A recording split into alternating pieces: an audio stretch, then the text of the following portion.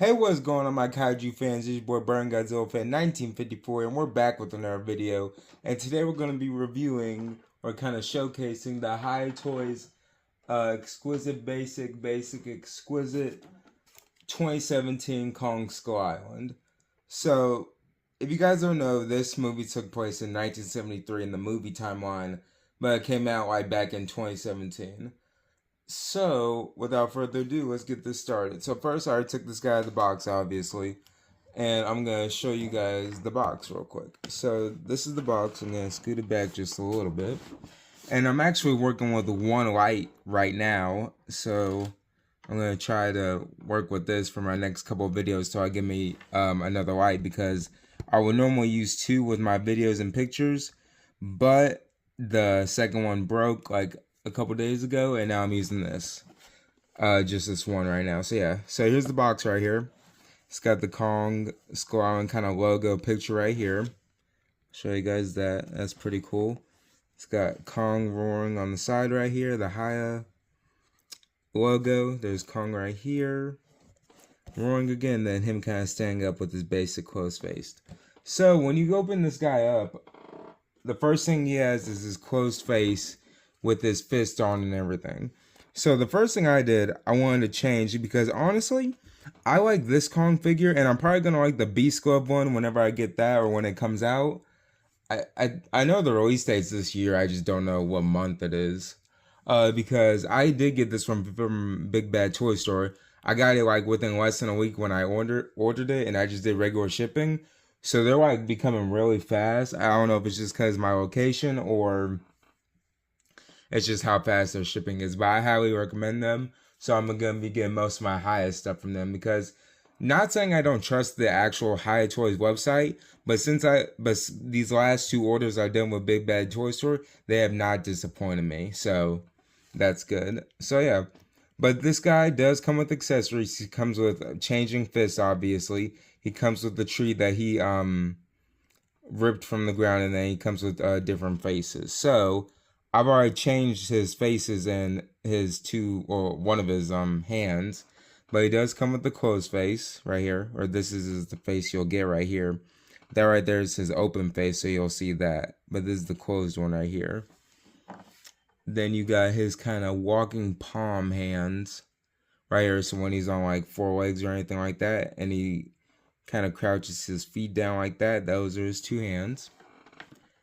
Here's kind of like his kind of grabbing hands, I would say. Not like his holding weapon hands, but just for grabbing stuff or kind of reaching out, sort of. So there's that. And then you got the grab hand. And that's the second one right there. I got him home with the tree. And then his other closed fist hand, but I kept this one on. I don't know how I'm going to leave him on the shelf. I might leave him with his tree in his hand, but I'm thinking like in the movie, he only used it one time to hit the tree with, hit the skull car with the tree, I meant. So yeah. And then here's my skull car. This I did not get from Hiya. I actually got this from FYE, because they were actually selling Hiya stuff for a little bit, but they recently stopped. I think they're now getting into like the Super 7 stuff. Most of it I've already got, but I don't have like the whole entire line. But this goes well, especially with Ramrock or the Skull Devil, whatever you guys want to call it. Obviously, because it's, you know, it's from the same movie and everything.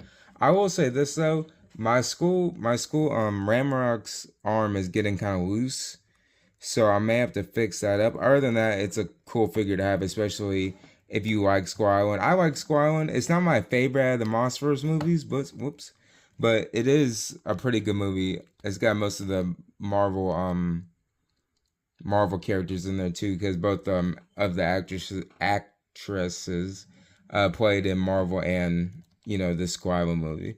But yeah, it's really cool. I might just have him. I'm gonna take this off. I might just have him on the shelf just like this with both hands, because, you know, he was normally just punching stuff and grabbing stuff throughout the movie, like the helicopters, the squid, and of course the other two small skull crawlers and everything. But he was really easy to put like his head on. You're not really gonna have trouble with this figure, and that's another thing I like about this figure. It's robust, you know. He looks a lot skinnier in the movie. But I guess with this right here, it would make sense for him to be kind of bulging out more. And I like it because the Kong 2021 figure looks a little bit more skinny and like a lot more taller compared to this. But they're about the same size regardless. But this one kind of feels more robust and kind of chunkier compared to what he looks like in the 2017 movie. Because in the 2017 movie, he's an adolescent and he's still growing at the time. So yeah. And then that's just a little size comparison between them. Like I said, it's a pretty good size because in the movie it says Kong's parents were killed by the big one, which is Ramrock. But to my knowledge, I'm pretty sure it goes like Skullcrawlers, which are the small ones, the Skull Devils, which is Ramrock, and then number 10. But Ramrock could have been growing a lot more, or it could have just been that sort of size, just like Kong was, because, you know, Suko was bigger than this Kong, 2017 Kong, and I think he was only about maybe like 20 to 30 meters taller, even though he didn't look like it. But Kong was full grown in GXK. I think he's like past adulthood now, like he's like in his old age, but he's still like adult, maybe like anywhere between in human range, like 40 to 50 something, I would say. But yeah, that's just my opinion though. I could be wrong. I don't know what the whole like ape monsterverse age thing is, you know. I just know he was an adolescent, an adult in GVK, and now he's kind of older since that timeline has passed. I think GVK actually took place in the year 2028. I could be wrong. I think GVK took place in actual 2020 something. I just don't remember. So yeah. But anyway, aside from all that, figure's really cool. I give it a 9 out of 10. The only thing I hate about it or dislike about it is just that it doesn't look as skinny as it does in the movie. But like I said, Hiya Toys, NECA, SH Martial Arts, they are not going to be 100% precise, and I understand that. It's just my own natural opinion of how the movie looked. Like this looks fine. Unless aside from it being loose, because that could just be me from moving it too much or just how it was. I don't remember when I first bought it. But this like looks real good. It looks exactly how it did in the movie. Like there's nothing wrong with it at all. I just think that sometimes if they were to be exactly perfect, they could do better. But with their material, what they use and how much it actually takes to make the figure itself and make hundreds of thousands of copies, I can see why it's not going to be 100% accurate. Especially for like really high price, I would say businesses like SH Martial Arts.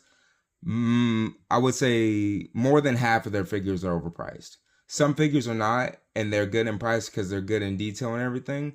Hiya Toys is the complete opposite. Hiya Toys does good articulated figures with good paint jobs and everything, and their prices are, I would say, cheaper compared to SH Martial Arts. But the thing is that I would say the only thing that Hiya Toys is lacking is some of their facial features and some of their features of how it looks in the movies. That's it. But that's how every figure is. It's not going to be exactly perfect. So yeah. So that's going to be it for the video, guys. Thank you guys for watching. Don't forget to like, comment, subscribe. And I'll see you guys next time.